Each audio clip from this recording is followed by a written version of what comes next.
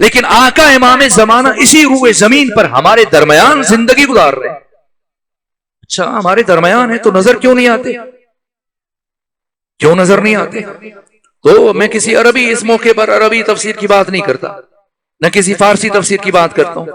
نہ آپ میں سے اگر آپ کے گھروں موجود نہ ہو تفہیم القرآن ہو، بڑی مشہور تفسیر ہے، جماعت اسلامی کی بانی ہے ابو العلا مودودی.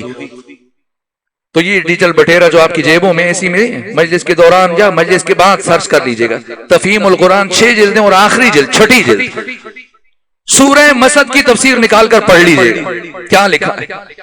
مولانا ابو العلا مودودی نے لکھا ہے، جماعت اسلامی کی بانی، تفہیم القرآن 6 جلد سورہ مسد کے ضمن میں لکھا کہ پیغمبر اکرام اسلام کے ایک صحابی ہے جس کا نام عبداللہ بن عثمان بن عامر، کنیت ابو بکر ہے اور اہل تسنن کے پہلے خلیفہ ہیں.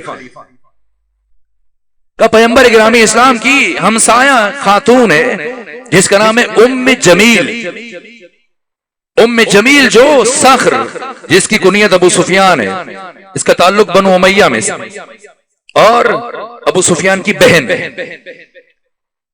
اور ابو لہب جو پیغمبر اکرام اسلام کا چچا ہے، جناب حضرت عبداللہ کا پدری بھائی ابو لہب. یہ ابو لہب پیغمبر اکرام اسلام کا ہمسایہ ہے، دیوار کے ساتھ دیوار ہے.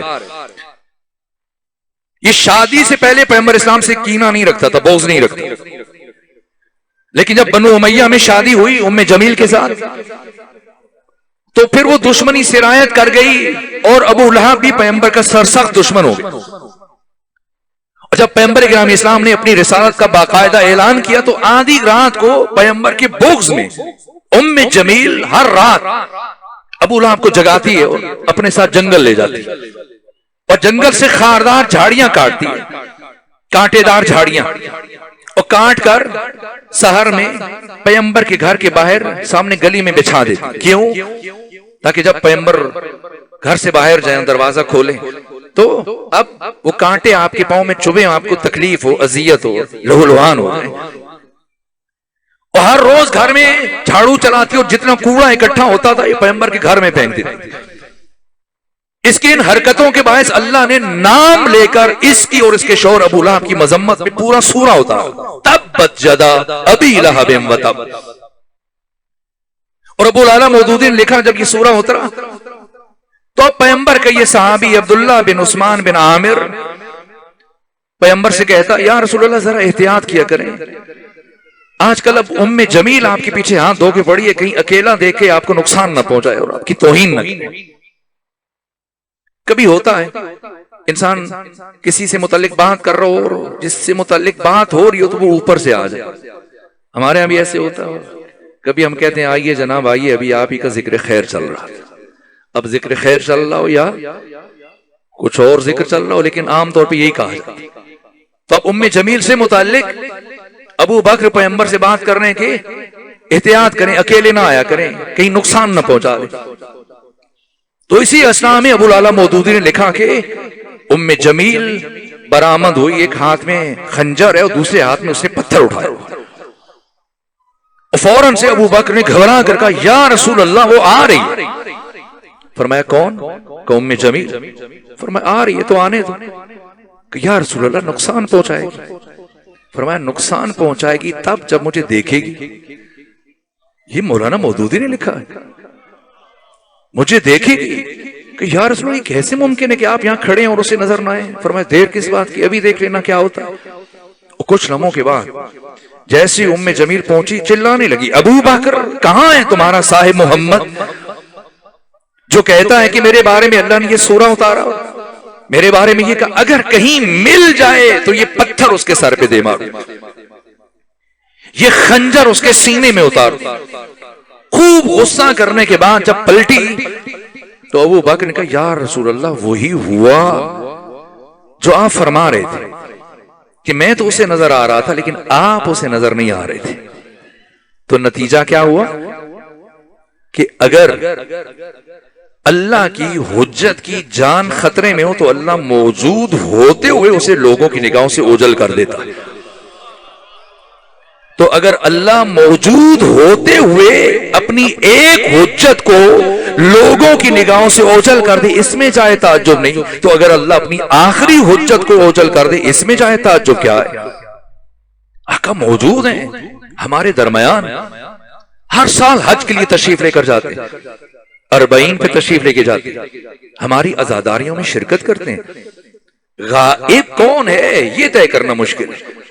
ایک چھوٹا بچہ اگر آپ کی انگلی پکڑ کے بازار جائے، مارکیٹ جائے اور اس کی انگلی چھوٹ جائے، عام طور پہ اگر آپ کو ایسا اتفاق ہوا ہو یا دیکھا ہو آپ نے، اگر چھوٹے بچے کی انگلی چھوٹ جائے اور وہ روتا ہے تو اسے روک کے اگر پوچھا جائے کیا ہوا تو کیا کہتا؟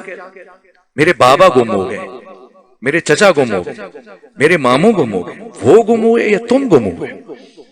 ان کی انگلی چھوٹی ہے، تمہاری انگلی چھوٹی ہے، تم گم ہوئے۔ امام غائب ہے یا ہماری آنکھوں پر پٹی ہے؟ یہ شیخ سعدی فرماتے ہیں، سعدی حجاب نیست تو آئینے پاک داشت۔ یہ شیخ سعدی فرماتے ہیں سعدی حجاب نہیں ہے، شرط یہ کہ تیرا آئینے دل پاک ہونا چاہیے۔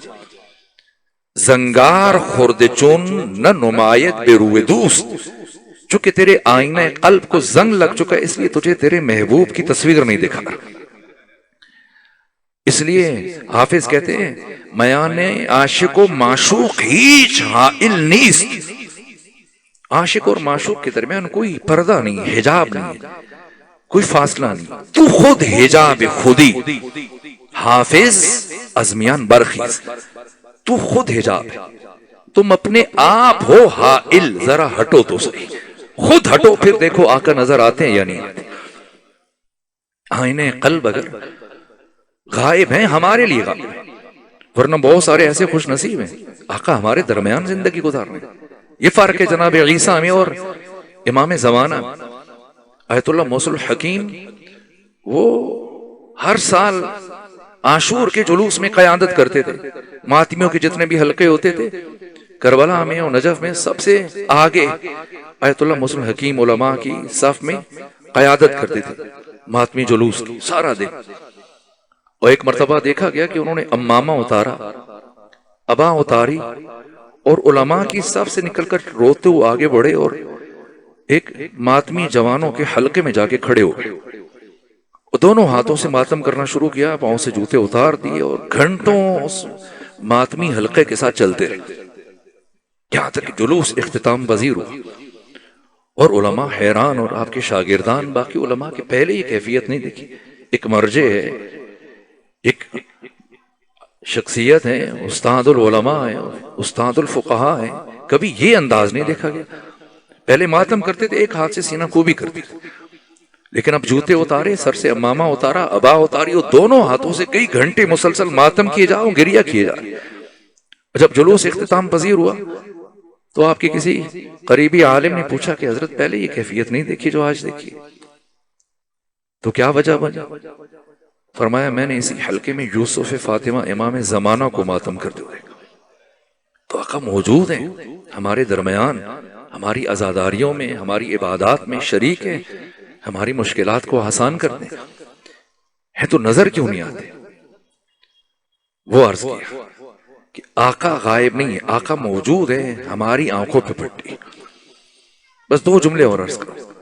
اور امام کی زیارت کے لیے عالم ہونا شرط نہیں، ممکن ایک عالم ہے لیکن زیارت کی توفیق نہیں ہوئی، اور ممکن ہے کہ ایک شخص نہ عالم ہے نہ طالب علم ہے لیکن مسلسل امام زمانہ کی زیارت کا شرف حاصل ہوتا ہو۔ میں نے صرف ایک واسطے سے یہ بات سنی ہے، آیت اللہ خوئی بیان کرتے ہیں کہ میں آدھی رات کو اٹھا نماز تہجد ادا کرنی، بس چند جملے اور عرض کریں۔ آدھی رات کو اٹھا نماز تہجد کی ادائیگی کے لیے، اور جب میں وضو بنانے کے لیے اٹھا تو میں نے مدرسے کے جو خادم کے حجرے سے باتوں کی آواز سنی، اور میں نے اس میں روشنی محسوس کی۔ تو کہا میں نے بیت الخلاء کے دروازے کو نیم باہ رکھا اور نگاہیں اس دروازے پر کی، کون نکلتا ہے؟ مجھے خدشہ ہوا کہیں کوئی صدام کا جاسوس اس کے پاس بیٹھا ہے اور یہ ہمارے مرکز کے اندر کی خبریں اسے منتقل کر رہا۔ کہا پھر میں وضو بناتا رہا، برابر میری نگاہیں اس خادم کے دروازے پر ٹکی رہی، کون نکلے؟ وہ کوئی نہیں نکلا۔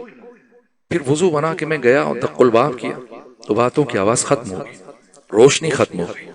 کچھ لمحوں کے بعد وہ خادم باہر آیا تو میں نے پوچھا کون تھا، تو اس نے مجھے ٹالنے کی کوشش کی۔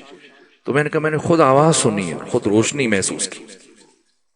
جب اس نے میرا یہ لب و لہجہ دیکھا تو کہا آقا کوئی پریشان نہ ہو، گھبرائے نہیں، یہ مت سوچیں کہ میرے پاس کوئی صدام کا جاسوس آیا تھا، بلکہ میرے پاس آنے والا کوئی اور نہیں، یوسف فاطمہ امام زمانہ تھے۔ اور آج پہلی مرتبہ نہیں آئے، اس سے پہلے بھی میرے ہاں تشریف لاتے تھے، اور آپ پابند ہیں۔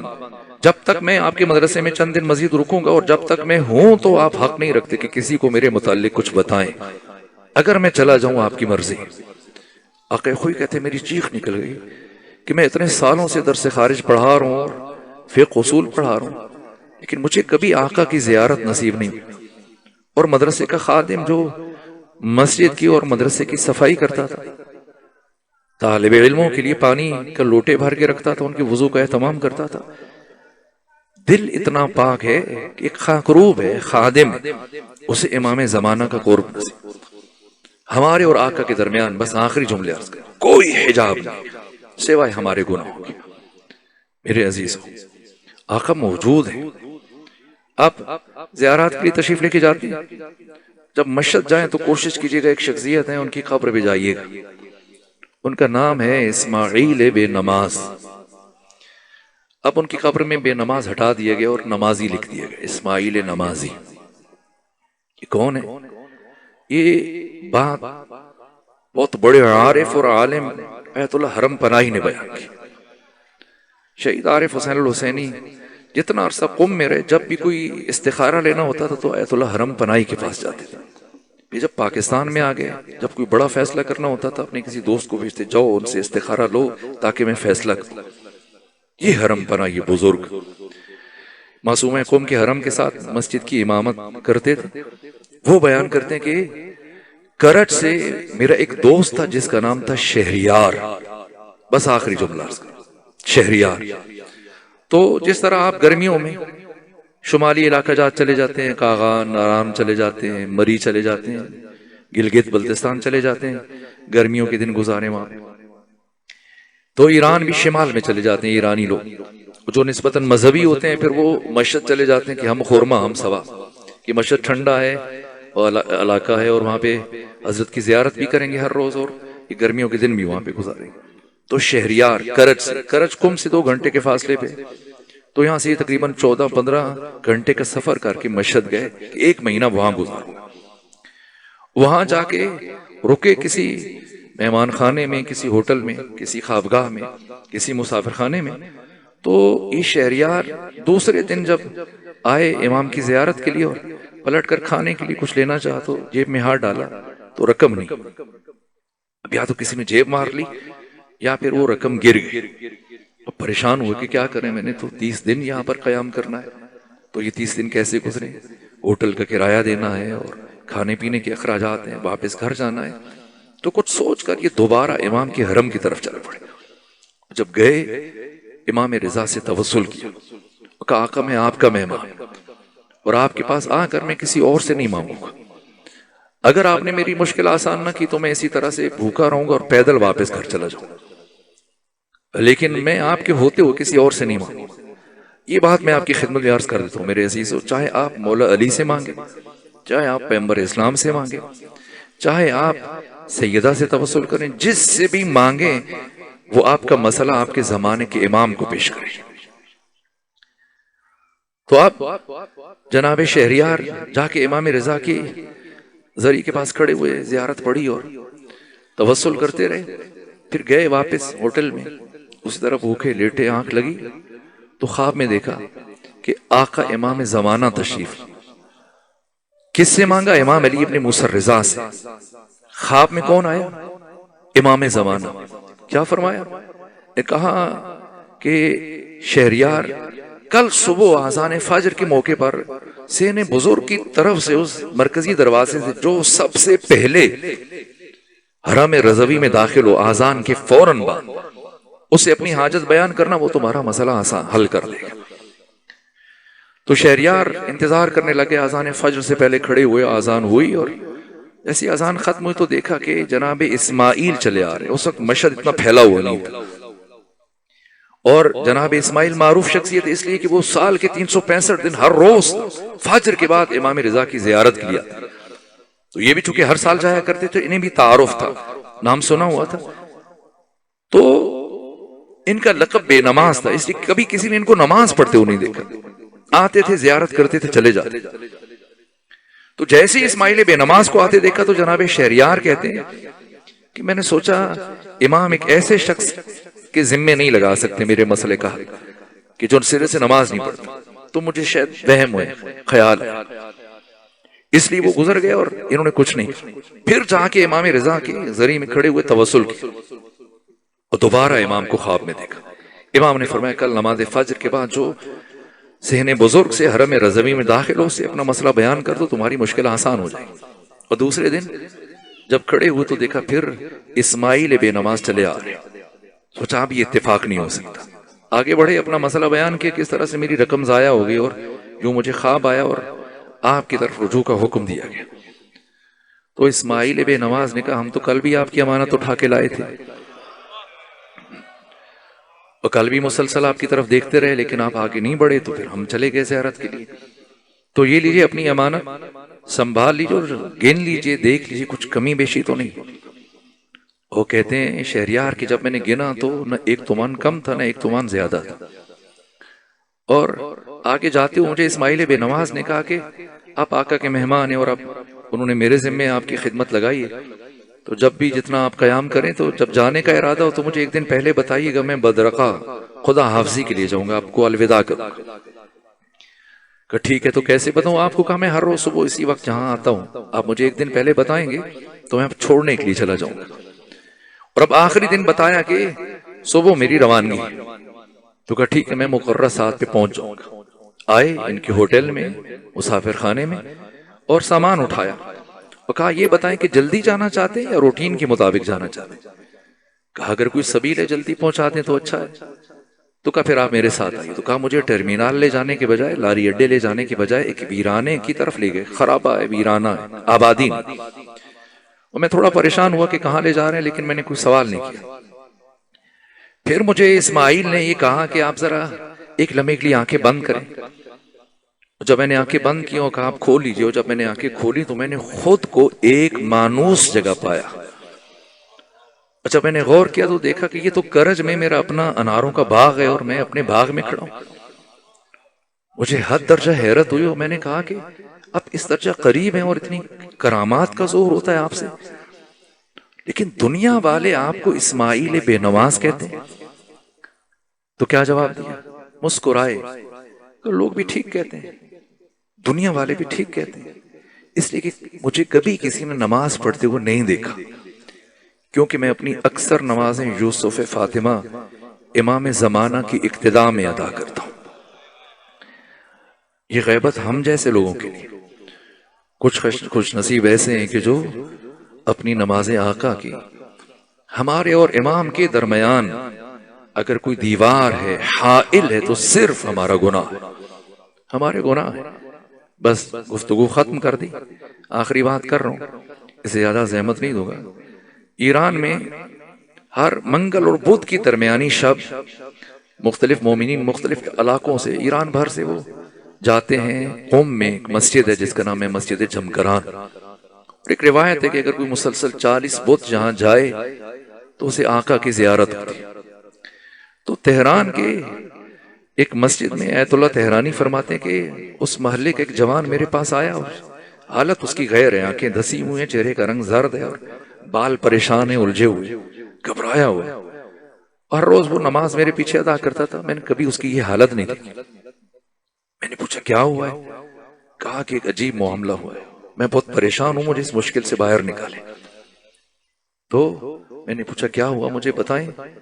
کہا کہ یہ چند دن پہلے کی بات ہے, میرے والدین اور میرے گھر والے باقی بہن بھائی کسی شادی کے سلسلے میں گھر سے کہیں گئے ہوئے, اور میں اس سے پہلے مسلسل 40 بدھ جمکران جاتا رہا, قم جاتا تھا. ہمارے محلے سے بس جاتی تھی, میں بھی ساتھ چلا جاتا, اور میں نے کوئی شب بدھ قضا نہیں.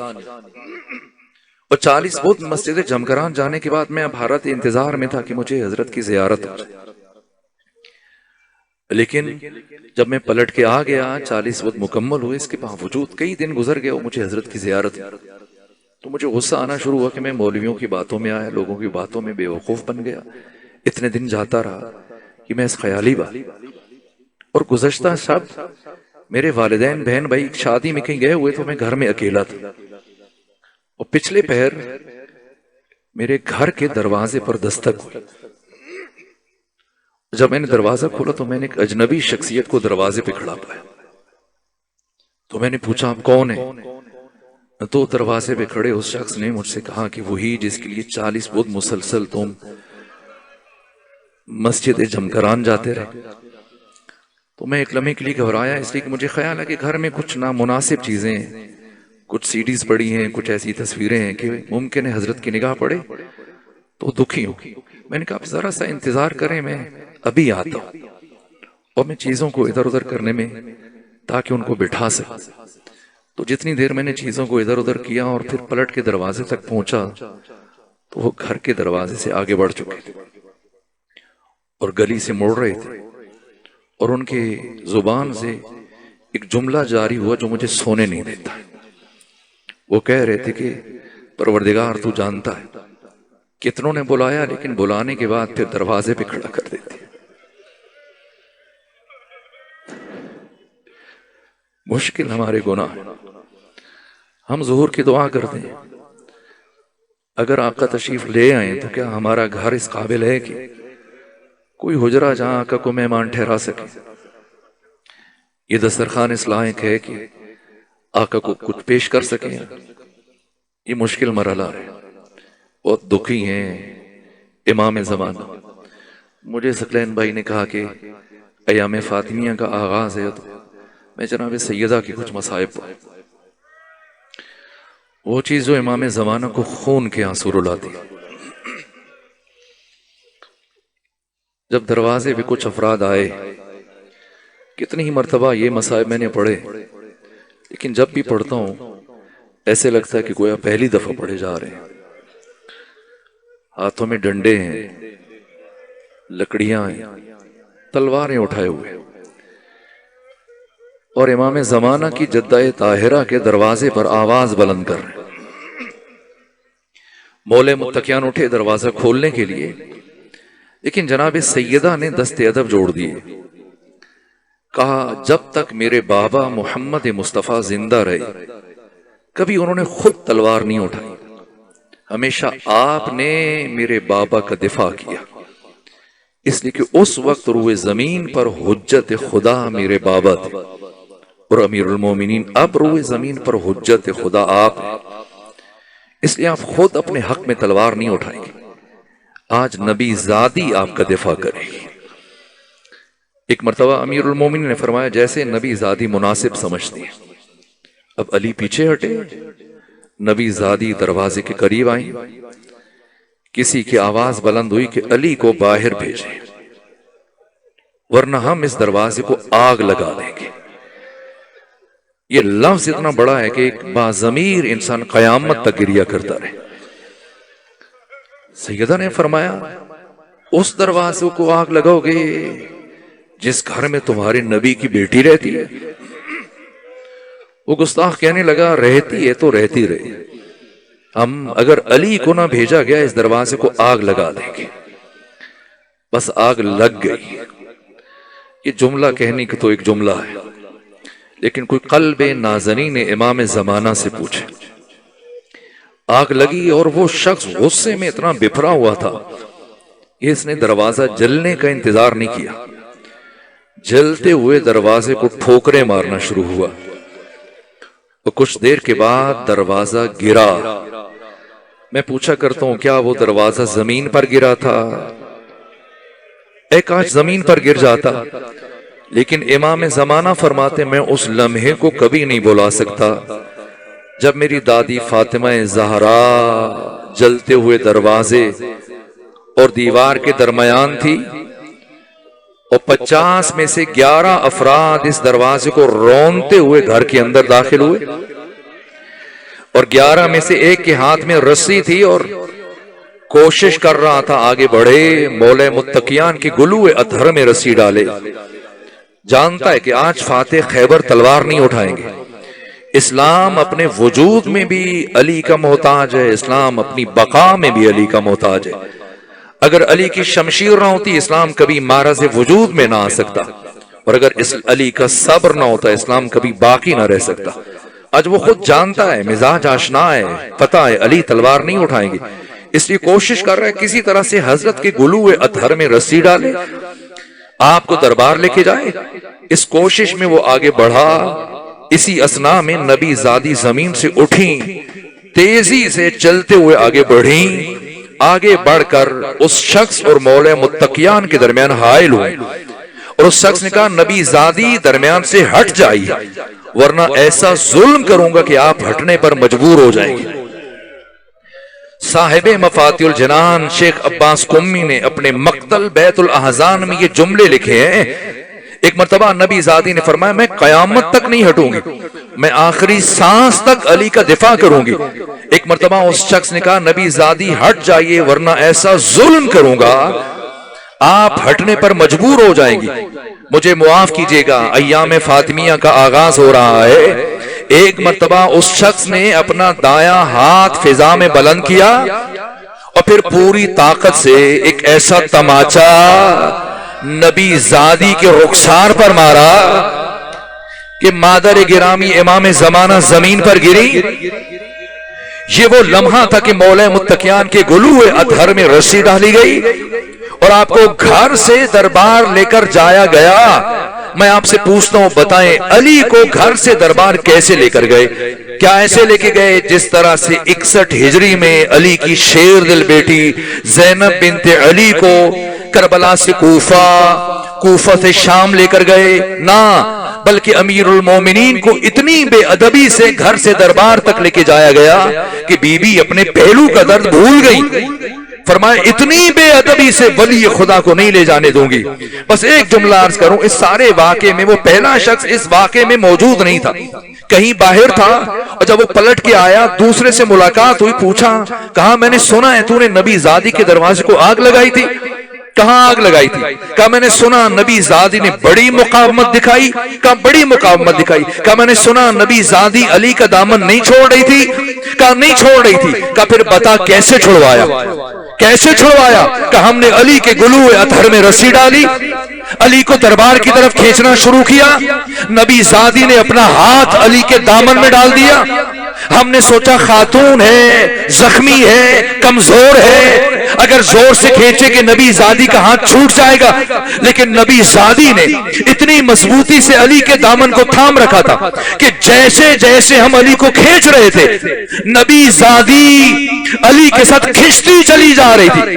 کہ پھر بتا کیسے چھڑوایا؟ کہ بس چھڑوا لیا. کہ میں جاننا چاہتا ہوں، مجھے بتا کیسے چھڑوایا؟ کہا ایک مرتبہ میں نے سمجھ لیا نبی زادی نے اتنی مضبوطی سے علی کے دامن کو پکڑا ہے کہ قیامت تک نہیں چھوڑے گی. کہ میں نے ایک مرتبہ داہنے دیکھا، ایک مرتبہ باہنے دیکھا، میرے قریب کنفس کھڑا تھا، میری نگاہ کنفس کے کمر بند میں پڑی، اس میں تازیانہ حمائل تھا. میں نے آگے بڑھ کر وہ تازیانہ نکالا اور فضا میں لہرانے کے بعد اس زور سے نبی زادی کے ہاتھوں پر مارا.